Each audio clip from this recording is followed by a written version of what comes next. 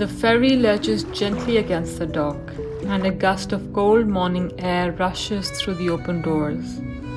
I inhale, tasting salt and diesel fumes mixed with my own excitement. My husband stands next to me, his coat zipped tight. It's been a year since our wedding, and this is the first real time we can spend together in person since our honeymoon. The moment feels fragile, like a bloom in early spring. The ferry's metal deck hums beneath our feet, and I'm reminded that I forgot the lunch I woke up at dawn to cook. Cumin spiced potatoes, crispy parathas he loves. Now, all that effort sits abandoned on my counter back home. I can feel the disappointment twist in my stomach, but I try not to let it overshadow the joy of his physical presence.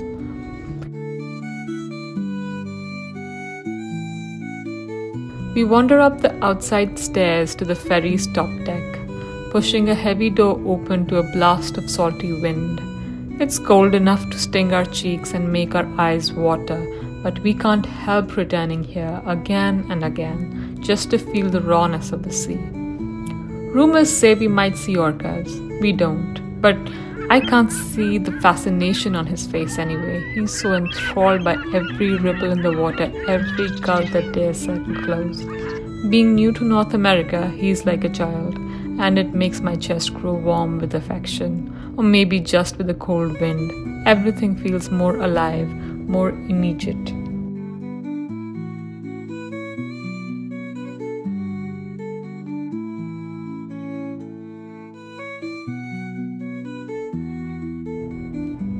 Salt Spring Island appears on the horizon in soft greens and browns, a color palette I didn't know I missed.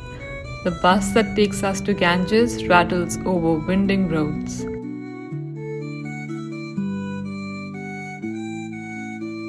I'm struck by how the island smells. Damp earth, leaves, and that unmistakable note of wood smoke drifting from someone's fireplace. It's a sharp contrast to the city life I've grown used to. Trimmed lawns and concrete sidewalks.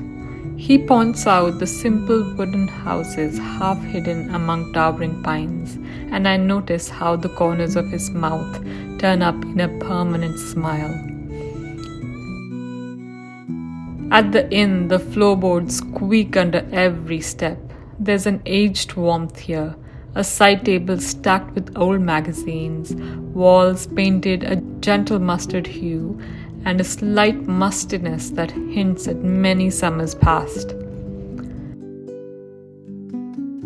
As we kick off our shoes, I feel the subtle shift inside me. For these 2 days, I have a partner in everything. After too many solitary dinners, I have someone to discuss the pillow softness with, to laugh about the creaky bed frame, to soak in the quiet lull of the island's evening. It's a feeling of exhale.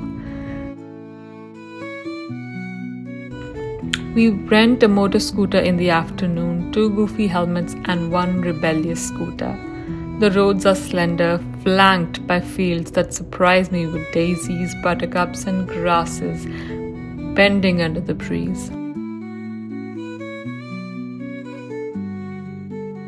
Our first sight is a deer, standing stock still right beneath a deer crossing sign. We freeze, the deer freezes. We share a collective heartbeat. Then it bolts into the brush, and we break into laughter. There's something humbling about realizing we are intruders here, stumbling into a world that's bigger than our plans. Lavender and black is supposed to be a place of rolling purple fields. Instead, the lavender is nearly absent, either the wrong season or last year's blooms spent.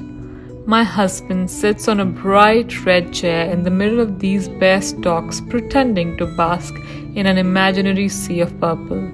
I snap photos, half giggling, half wishing I could give him exactly what the brochure promised. Still, the emptiness of the field has a strange beauty of its own, a silent promise that color will return, given time.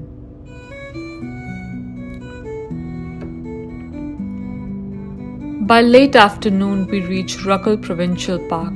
The wind off the shore is brisk, tangy with ocean salt. We scramble onto a rocky outcrop, leaning into each other for balance. I can feel the tension in my shoulders slip away. For a while, we sit in silence, letting the rhythmic whoosh of waves speak for us. I'm painfully aware that this closeness, his shoulder pressed against mine, the scent of his jacket, is fleeting. In less than 2 weeks, he'll be back on a plane to India, and I'll remain here, continuing the life I started in Canada. But right now, under this sky, time feels momentarily paused.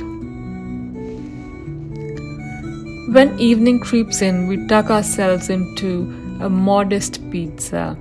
The crust is crunchy, the sauce tangy with tomatoes, and we eat hungrily, sharing bites of each other's slices. It's the sort of everyday intimacy I've craved. Deciding whether to get olives or not, picking up extra napkins for him. Later, the bed sags a bit in the middle and we bump into each other, laughing as we settle in for sleep. The island air has a chill, but my heart is warm with companionship. Morning arrives with light that filters through the blinds, giving everything a gentle haze. We find ourselves breakfast at the Treehouse Cafe, a whimsical spot wrapped around a living trunk. Tiny fairy lights dangle overhead. Locals and a handful of tourists sip coffee, reading news or quietly chatting. We order big breakfasts, pancakes, eggs, and my husband marvels at the portion sizes. I watch him across the table, noticing how he handles the cutlery with cautious curiosity, how he tastes each component as if memorizing it. My chest tightens. 2 days are never enough. We take a foggy walk along the docks, posing with boats that gently bob on still water. The bookstore opens soon, luring me with its shelves. I wander in, half mesmerized by the smell of old paper, half paralyzed by choices. The clerk's voice greets us politely, but in the end, we leave empty-handed, overwhelmed by possibility. For the second day's ride, we skip the map and let the scooters hum guide us through unfamiliar paths. There are times we stray near private yards, but the island is generous with little rocky beaches and hidden inlets. The air whips my hair back, and I can practically taste the green. A sense of boundless freedom washes over me. No ticking clock, no endless queue of responsibilities. Just him, me, and the road. Eventually, we return the scooter, wandering into another cafe for a final coffee and a slice of cake. It's the first time in a year of marriage we've had the luxury of people watching together, sipping slowly, discussing the future without a rushed phone call's echo. The depth of our conversation brushes up against the reality that he leaves soon. I push that thought away, savoring this present like a piece of chocolate that's too bittersweet. By the time we board the ferry back, the sun is high and the water glistens in vivid green. We've learned from yesterday's mishap. My bag rustles with bags of kettle chips. From the deck, the island recedes, its rolling hills and unplanned roads now part of our shared story. It feels like we've pressed pause on the hustle of separate lives, stolen hours for ourselves in a realm of unearthly scents, hidden coves, and wind-lashed ferry decks. Clutching the ferry railing, I sense a calm settle over me. It's painful to know he'll soon depart, but for once pain coexists with a warm gratitude. I hold his hand a little tighter as the ferry presses onward. Perhaps next time we'll remember the lunch I cook or catch the lavender in full bloom. But for now, I'm letting the salt air fill my lungs, letting his nearness soothe the months of loneliness. A small, wondrous slice of life, our life, that I'll return to in memory whenever the ocean between us feels too vast.